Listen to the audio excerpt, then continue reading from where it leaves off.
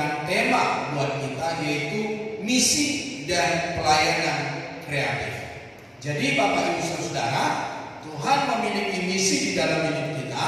Tuhan memiliki misi untuk dunia ini supaya dunia diselamatkan. Namun Bapak Ibu Saudara berkasih Tuhan, ada hal yang perlu kita kerjakan supaya pemenangan jiwa dan orang-orang percaya tetap kuat dan bertahan di dalam Yesus Kristus.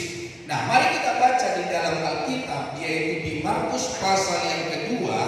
Markus pasal yang kedua, ayat yang pertama sampai ayat yang ke-12. Markus pasal 2 ayat pertama sampai ayat yang ke-12. Dalam judul bacaan kita, di situ ditulis orang lumpuh disembuhkan. Markus pasal 2 ayat 1 sampai 12. Yang sudah ketemu, mari kita baca bersama. 2, 3. Kemudian sesudah lewat beberapa hari, waktu Yesus datang lagi ke Kapernaum, tersiarlah kabar bahwa ia ada di rumah. Maka datanglah orang-orang berkerumun sehingga tidak ada lagi tempat, bahkan dibuka pintu pun tidak. Sementara ia memberitakan firman kepada mereka, ada orang-orang datang membawa kepadanya seorang lumpuh, digotong oleh 4 orang. Tetapi mereka tidak dapat membawanya kepadanya karena orang banyak itu. Lalu mereka membuka atap yang di atasnya. Sesudah terbuka, mereka menurunkan tilam tempat orang lumpuh ini terbaring. Ketika Yesus melihat iman mereka, berkatalah ia kepada orang lumpuh itu, "Hai anakku, dosamu sudah diampuni." Tetapi di situ ada juga duduk beberapa ahli Taurat. Maka berpikir dalam hatinya, mengapa orang ini berkata begitu? Ia menghujat Allah. Siapa yang dapat mengampuni dosa selain daripada Allah sendiri? Tetapi Yesus segera mengetahui dalam hatinya bahwa mereka berpikir demikian. Lalu ia berkata kepada mereka, mengapa kamu berpikir begitu dalam hatimu? Manakah lebih mudah mengatakan kepada orang lumpuh ini, dosamu sudah diampuni, atau mengatakan, bangunlah, angkatlah tilangmu dan berjalan? Tetapi supaya kamu tahu bahwa di dunia ini Anak Manusia berkuasa mengampuni dosa, berkatalah ia kepada orang lumpuh itu, kepadamu kukatakan, bangunlah, angkatlah tempat tidurmu dan pulanglah ke rumahmu. Dan orang itu pun bangun, segera mengangkat tempat tidurnya dan pergi keluar di hadapan orang-orang itu, sehingga mereka semua takjub lalu memuliakan Allah, katanya, yang begini belum pernah kita lihat. Tentu Bapak Ibu Saudara, dari bacaan yang kita baca saat pagi hari ini, tentu kita tahu kisah yang telah kita baca, di mana ketika Yesus memberitakan kebenaran firman Allah, orang banyak berbondong-bondong, bersesak-sesak, sehingga ketika ada orang yang sangat dan sangat membutuhkan pemulihan, kesembuhan, pertolongan Tuhan, yaitu orang lumpuh. Dan dikatakan mereka tidak bisa membawa orang lumpuh itu karena begitu banyaknya orang, sehingga orang yang membawa orang lumpuh itu, yang keempat orang, membuka atap rumah di mana Yesus sedang memberitakan firman Allah. Saya coba bayangkan, saudara, sedangkan ada banyak orang di rumah itu, atap rumah itu dibuka, saudara. Apa enggak heboh? Apa enggak suasana semakin ricuh, saudara? Tetapi dalam kebenaran firman Allah ini dikatakan bahwa orang lumpuh itu sampai di depan Yesus. Mereka gotong, mereka naikkan ke atap dan mereka turunkan di depan Yesus Kristus. Dan orang itu disembuhkan oleh Tuhan. Nah, Bapak Ibu Saudara-saudara kekasih Tuhan, pembacaan kita pagi hari ini adalah berbicara tentang sebuah kekreatifan yang bisa kita kembangkan dengan cara yang berbeda dan tidak begitu-begitu saja. Jadi yang artinya perlu kita belajar, perlu kita memahami bagaimana membuat sesuatu yang baru. Tuhan memberikan kita hikmat untuk melakukan tugas pelayanan dengan cara yang lebih kreatif.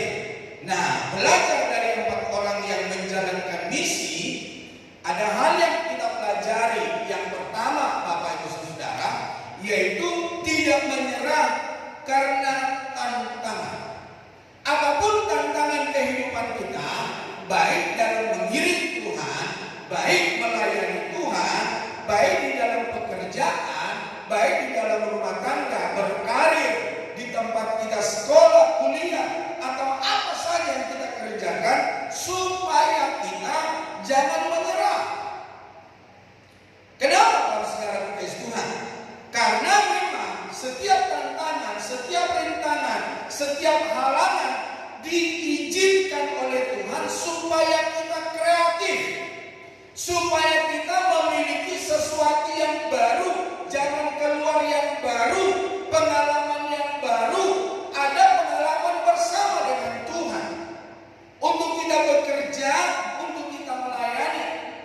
Dan Bapak Ibu Saudara, tantangan dan rintangan yang diperhadapkan bagi kita supaya kita punya pengalaman bersama dengan Tuhan. Seperti Ayub berkata, kalau dulu aku mengenal Tuhan hanya dari kata orang saja, tetapi sekarang aku melihat, aku tahu, aku mengalami. Nah, Bapak Ibu Saudara kekasih Tuhan, situasi yang terjadi pada saat ini adalah berkerumunnya banyak orang dan kemudian tidak menyisakan tempat. Tentu saja sudah tidak ada harapan bagi si lumpuh untuk disembuhkan mengingat kondisi tersebut. Namun karena ada 4 orang yang tidak mau menyerah dengan keadaan, maka tantangan apapun berhasil dihadapi. Mereka memotong si lumpuh untuk mendapat kesembuhan. Bapak Ibu Saudara, tantangan seberat dan sebesar apapun, ingat Bapak Saudara, ketika kita tetap bertahan, ketika kita tetap berseru kepada Tuhan, Tuhan yang akan memberikan jalan keluar bagi kita. Sebagaimana yang dihadapi oleh bangsa Israel ketika mereka berperang dengan bangsa Filistin. Di situ ada Goliat yang hampir 3 meter, Bapak Saudara. Ada di antara kita yang tingginya 3 meter? Tidak ada ya. Biarpun tinggi, Kristian nggak tahu tinggimu berapa. 2 meter? Belum sampai 3 ya. Saya coba bayangkan 3 meter, Bapak Saudara. Apa nggak kecil? Apalagi kayak saya pendek begini. Bapak Ibu Saudara, tetapi karena bangsa Israel bertahan, ada seorang yang bocil, Bapak Saudara. Dikatakan dalam firman Allah, wajahnya imut-imut, kemerah-merahan, baby face, Bapak Saudara. Namanya Daud. Ketika bangsa Israel tetap bertahan, maka ada seorang pemberani yang punya pengalaman bersama dengan Tuhan.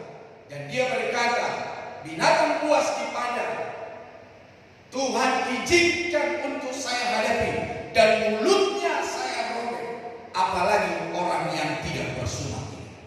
Jadi Bapak Ibu Saudara kekasih Tuhan, percayalah Bapak Ibu Saudara bahwa ketika kita tidak menyerah, maka Tuhan yang akan memberikan jalan keluar. Memang Bapak Saudara, jalan keluar kadang-kadang kita tunggu nggak ketemu. Rasanya capek, rasanya sudah nggak tahan, rasanya kita mau menyerah, rasanya kita udahlah, selesailah sampai di sini. Tetapi Bapak Ibu Saudara kekasih Tuhan, seperti lagu tadi berkata, jangan menyerah. Demasif juga berkata, jangan menyerah, jangan menyerah. Jadi Bapak Ibu Saudara, orang dunia yang tidak mengenal Gembala yang agung berkata supaya jangan menyerah. Apalagi kita yang mengenal Yesus Kristus, Gembala kita, jawaban kita, pertolongan di dalam hidup kita. Nah, Bapak Ibu Saudara kekasih Tuhan, yang kedua, selain hanya tidak menyerah, yang kedua adalah tidak berhenti mencari cara pelayanan. Tidak berhenti mencari cara jalan keluar. Tidak berhenti untuk meminta hikmat daripada Tuhan. Tidak berhenti untuk meminta kekuatan daripada Tuhan. Ternyata perjuangan 4 orang itu terhambat oleh kerumunan yang tidak memungkinkan mereka membawa lumpuh di hadapan Tuhan Yesus. Yang mereka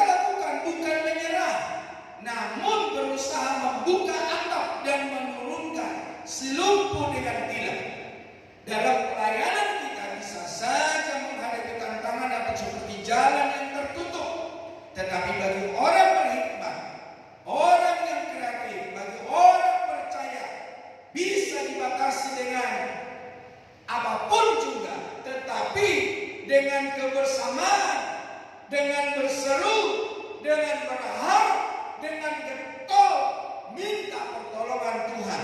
Tuhan pasti sudah akan berikan jalan keluar. Ingat Bapak Ibu Saudara, firman Allah berkata bahwa Allah menciptakan manusia itu menurut gambarnya. Allah menciptakan manusia itu sesuai dengan perilaku Allah, karakternya Allah.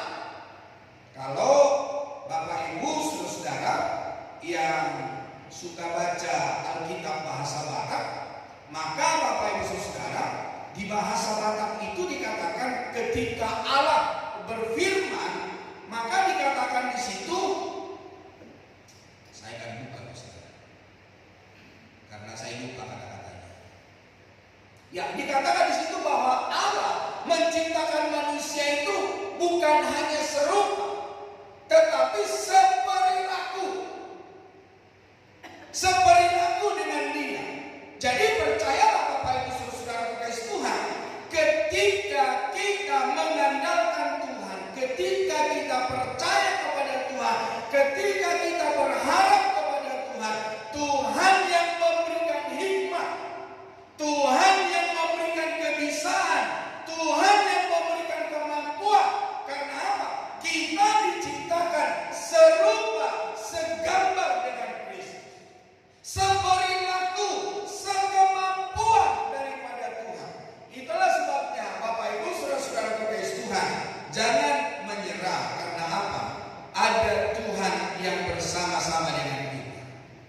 Dia akan menolong, Dia akan membela, Dia akan senantiasa bersama-sama dengan kita. Nah, Bapak Ibu Saudara-saudara kekasih Tuhan, manusia diciptakan menurut gambar Tuhan. Ini berarti ada juga mewarisi kreativitasnya, karakternya, seperti halnya Sang Pencipta. Lihatlah sekelilingmu, bangunan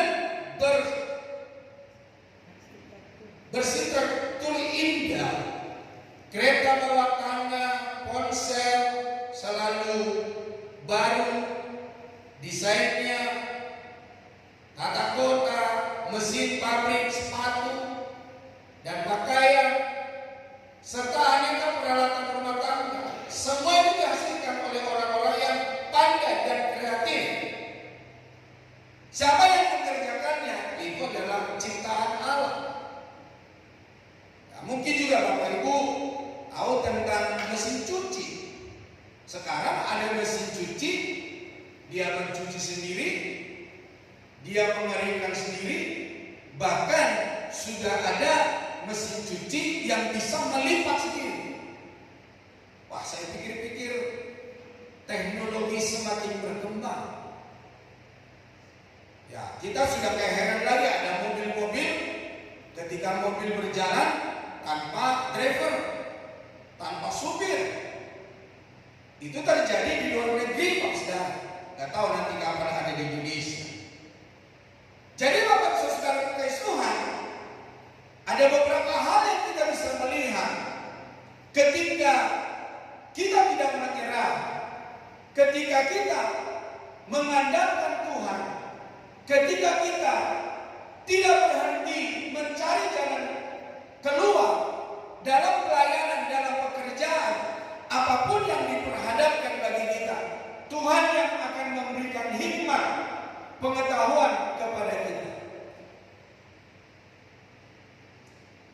Ada juga di dalam Injil Matius 25 ayat 20 sampai 21, di mana Bapak Saudara, Tuhan memberikan talenta kepada 3 orang. Ada yang 5, ada yang 2, dan ada yang 1. Di mana kita bisa melihat yang 2 talenta dan yang 5 talenta, Tuhan memberikan kreativitas, Tuhan memberikan kemampuan untuk apa?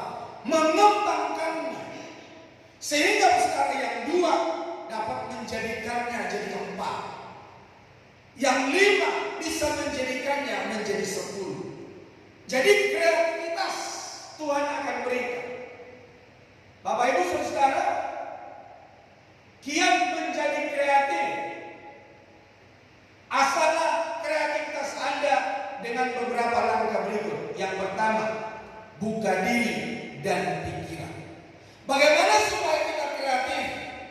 Jangan hanya berpikir tentang kepintaran, tapi belajarlah dari orang lain. Bacalah buku. Perlu belajar, perlu sekolah, perlu les. Mungkin kita kalau ada kreativitas yang perlu kita pelajari, perlu kita lihat di YouTube. Bagaimana kayak teman saya, dia kalau masak pasti lihat YouTube, saudara. Makanya dia juluki dirinya tukang masak YouTuber. Ada orang-orang yang bertani lihat YouTube, Bapak Saudara. Jadi Bapak Saudara bisa belajar. Nah, di dalam Alkitab ada banyak kita bisa melihat. Karena membuka diri, mau belajar, atau disebut dengan ATM. Ada yang tahu singkatannya? Bukan anjuman tunai mandiri, bukan.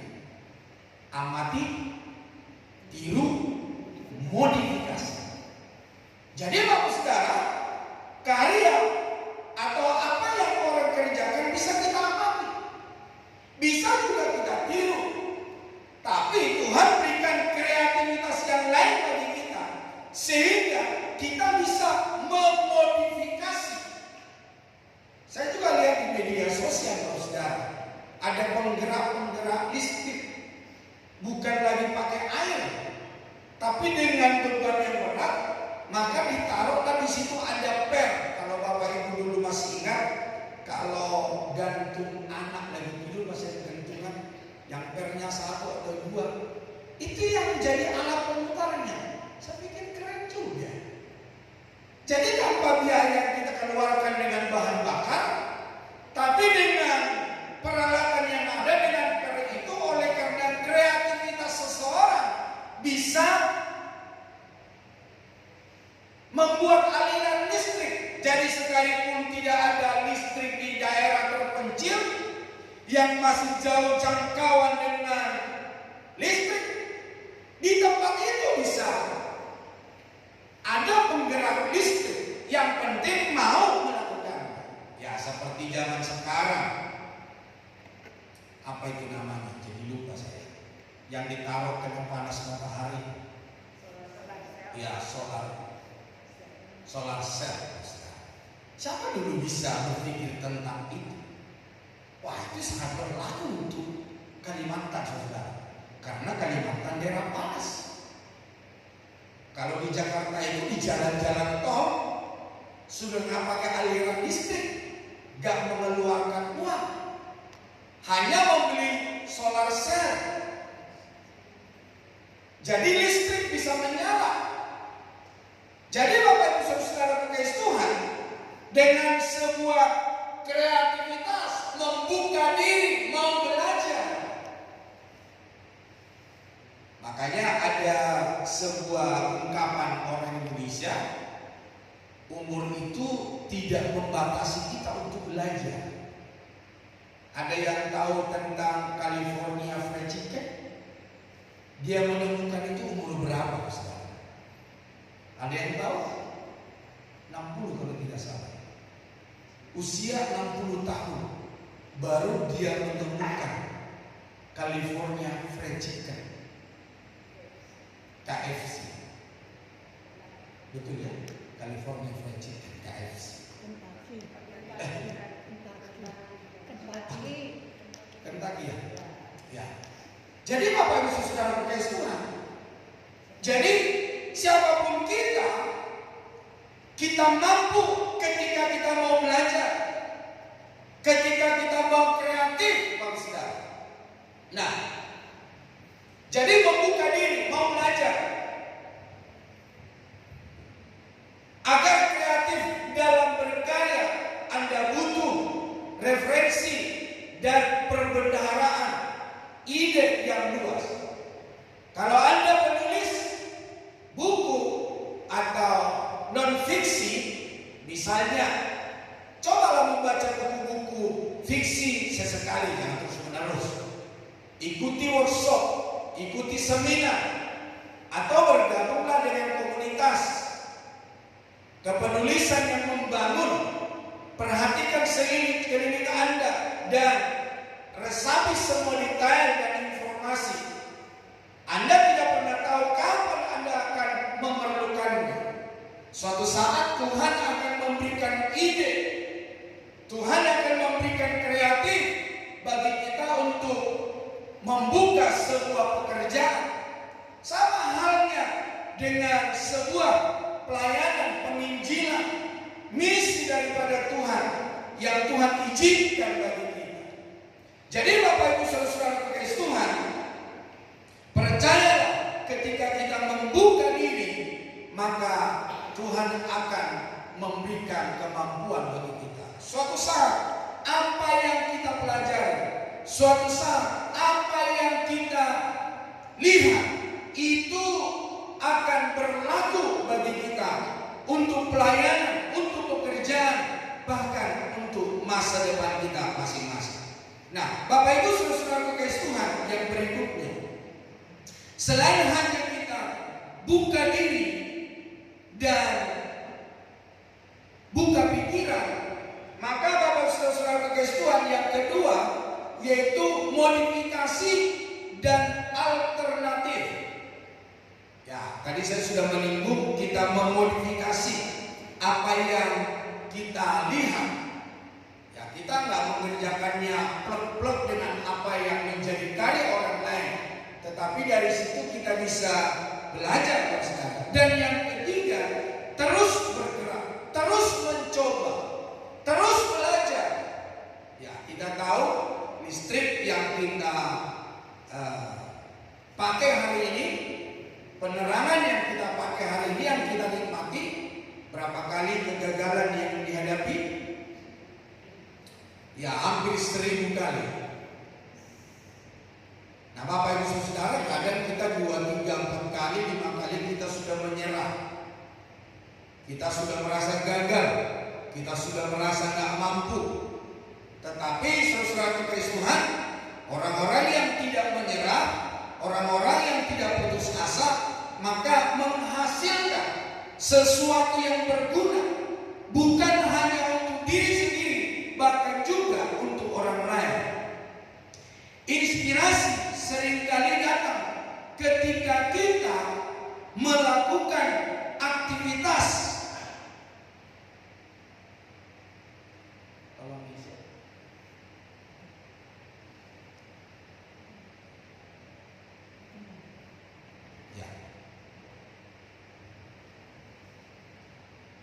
Gak langsung ya, ini nomor 3.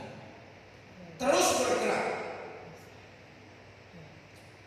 Aktivitas motorik tertentu. Jadi jangan enggan.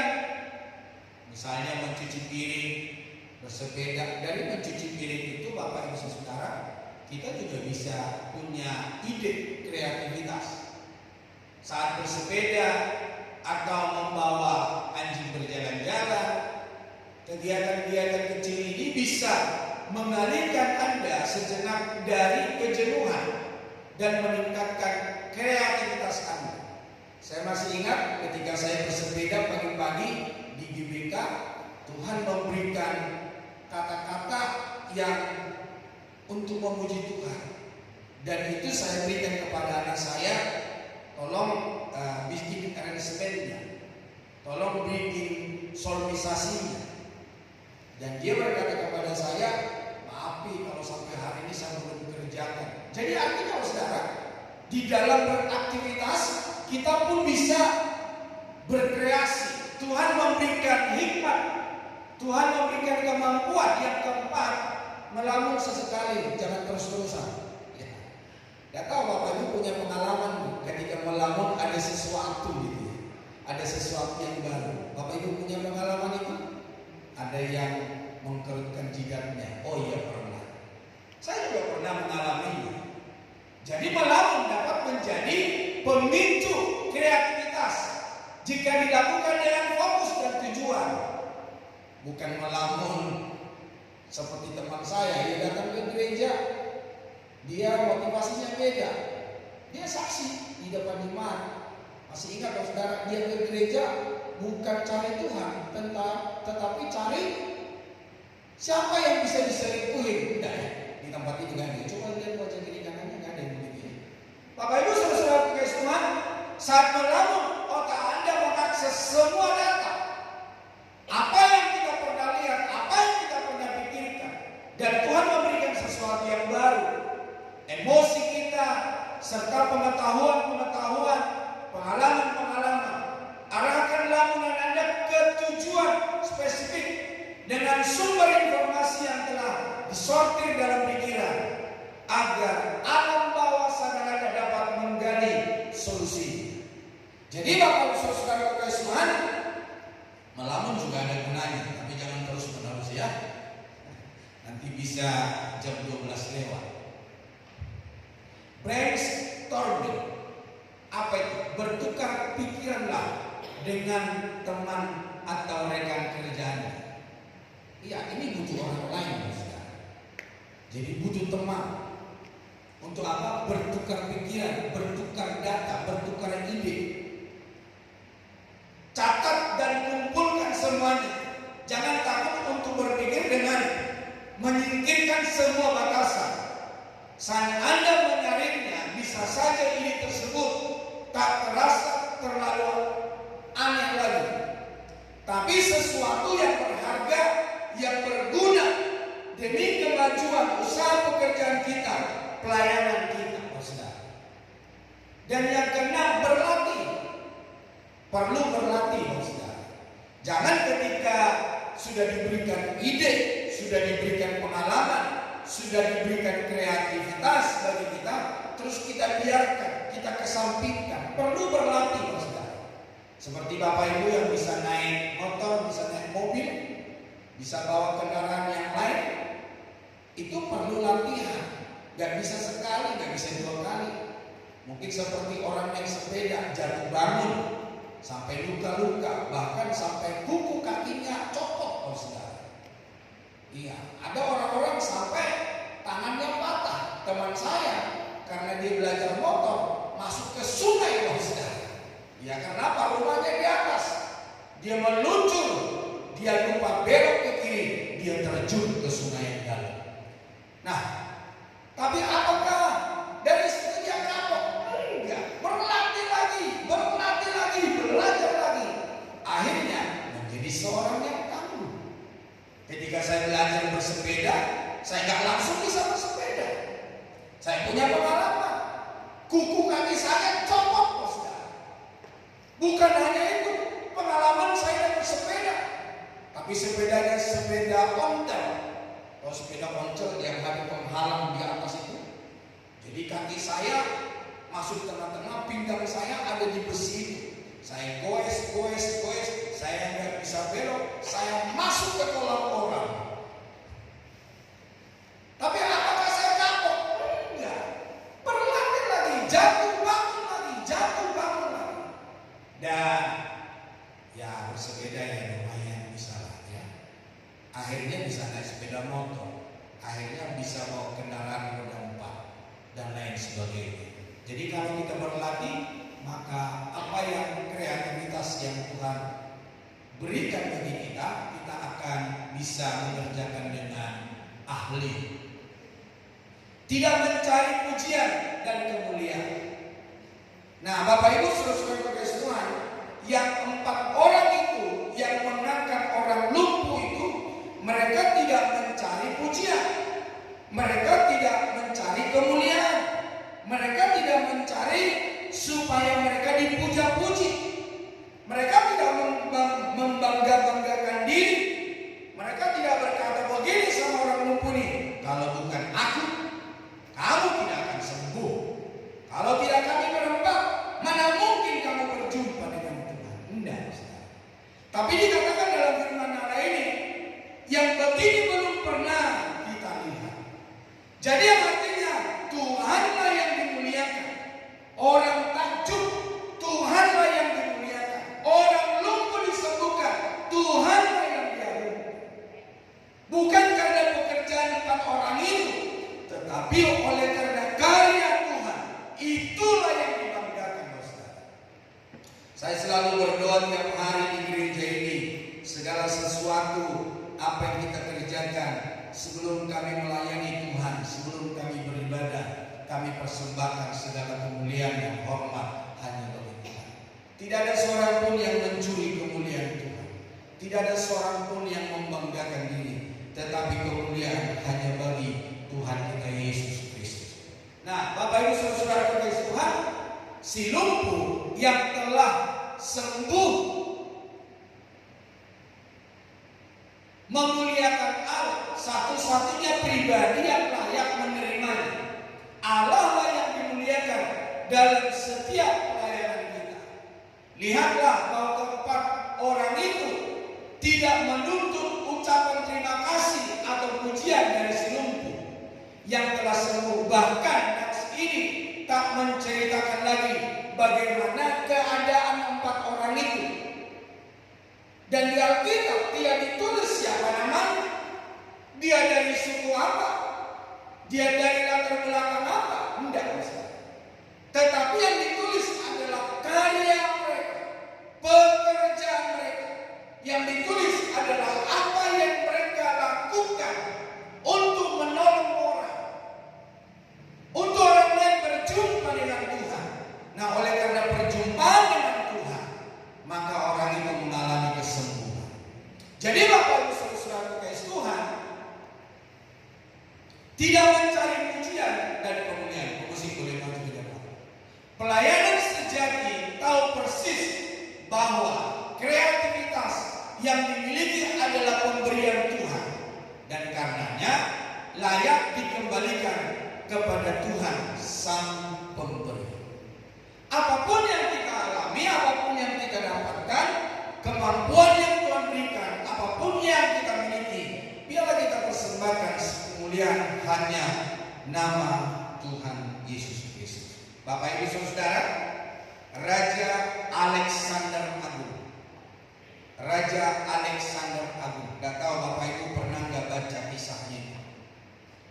Sebelum dia menghembuskan napas yang terakhir, maka dia memanggil para ahli, para dokter yang menanganinya.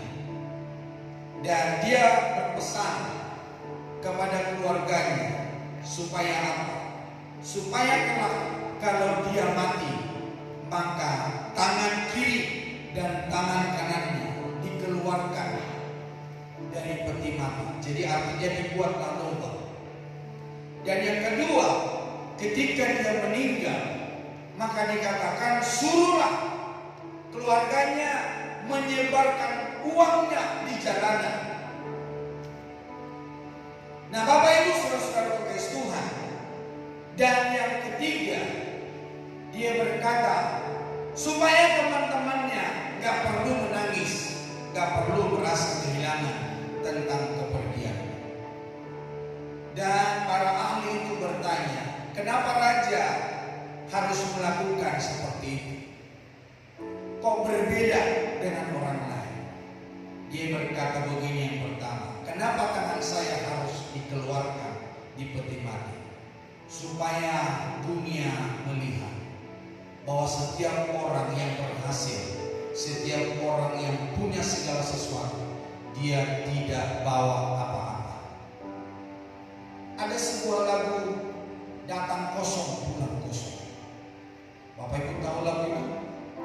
Ku tak membawa apapun juga saat ku datang ke dunia. Ku tinggal semua pada tanganmu saat ku kembali padamu. Yang kedua, kenapa dia berkata kepada para dokternya supaya para dokternya menyampaikan kepada keluarganya untuk menyebarkan uang di jalanan? Dia berkata begini, saya tidak bisa bawa uang saya, uang saya itu hanya sampai ke liang kubur. Mengerti maksudnya Bapak Ibu Saudara? Dia hanya bisa beli peti mati. Seharga apa peti mati? Saya pernah ke rumah duka, salah satu rumah duka di kota Jakarta. Saya melihat peti mati dari jati, pohon jati yang utuh. Saya tanya, Pak, ini pohon jati? Iya. Kok bertahun-tahun aku datang ke sini kok nggak laku-laku? Mereka berkata begini, tidak ada yang bisa beli. Kenapa Pak? Harganya 1 M. Dan orang takut membelinya. Karena apa? Ketika dikuburkan, orang menggali lagi. Dan itu akan dijual kembali.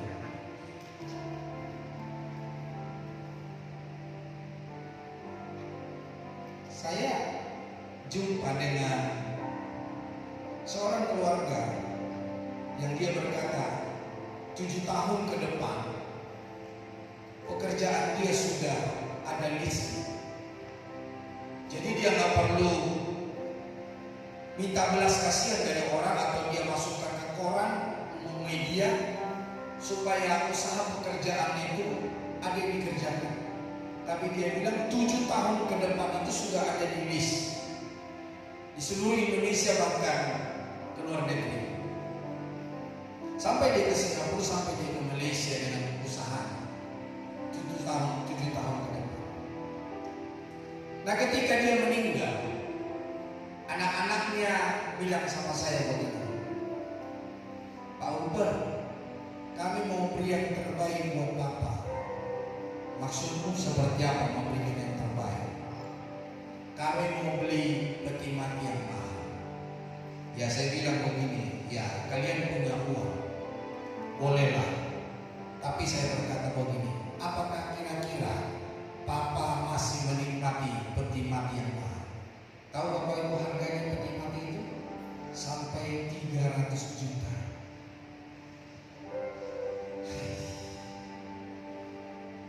Juta beli kerupuk ruangan ini penuh bos. Saya bilang nggak usah, mendingan itu sumbangkan ke gereja-gereja di daerah, sumbangkan ke orang-orang yang sangat membutuhkan. Karena Papa pun sudah tidak akan menikmatinya, karena harta kekayaan yang dimiliki oleh Papa, dia bisa menikmatinya ketika dia hidup. Akhirnya mereka menurunkan harganya peti mati.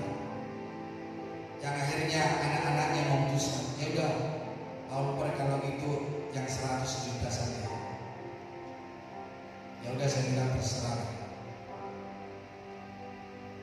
Baru saya lihat peti mati yang 100 juta, yang 1 M sudah. Saya pikir-pikir peti mati aja sampai begitu mahal. Artinya begini, ya mungkin orang yang punya duit ya hanya bisa bawa peti mati, tapi itu pun tidak bisa dinikmati. Atau seperti beberapa waktu yang lalu, mungkin Bapak Ibu melihat di sosial media sampai keluarga yang mengalami kedukaan ribut dengan pendetanya oleh karena sebuah tas, dan di tas itu ada sebuah pesanan dari si ibu. Ya sangat lucu sih menurut saya. Padahal memang aturan gereja itu gak boleh memasukkan apa-apa lagi, karena mama atau siapapun yang mendahului kita tidak akan bisa menikmatinya. Raja Alexander berkata, taburkan seluruh uang di jalanan, karena uang itu sampai hanya ke liang kubur. Beli peti mati, bayar orang yang menggali kubur, memberikan makan, memberikan minum pada rekan handai Tuhan yang datang. Udah. Dan dia berkata, kasih tahu kepada teman-teman saya, teman itu Bapak Saudara bisa dekat dengan kita ketika kita punya uang. Tapi ketika kita terpuruk, jangankan teman, saudara keluarga bisa tidak mengakui kita. Saya pernah mendengarkan sebuah kesaksian dari jemaat di tempat ini. Pak, kalau dulu aku punya uang, Pak, orang dekat sama saya si anu si itu, makan bersama dengan saya. Tapi sekarang Pak, mereka semua menjauh dari saya. Itulah manusia. Raja Alexander memesankan lewat dokternya kepada keluarganya supaya dia mengeluarkan tangan, supaya dia menghamburkan uangnya, karena segala sesuatu yang di dalam dunia ini tidak akan bisa kita bawa kepada kekekalan. Yang bisa kita bawa adalah hanya pekerjaan kita, iman kita kepada Kristus Yesus. Itulah sebabnya hari ini saudara, seberapapun kita yang ada hari ini, mari kita berkreativitas untuk memberikan yang terbaik bagi Tuhan. Banyak belajar, banyak diskusi dengan orang lain. Lihatlah keberhasilan orang lain. ATM, amati, tiru dan modifikasi. Pakai untuk kemuliaan nama Tuhan. Maka ketika kita berjumpa dengan Tuhan, Dia berkata, sahabat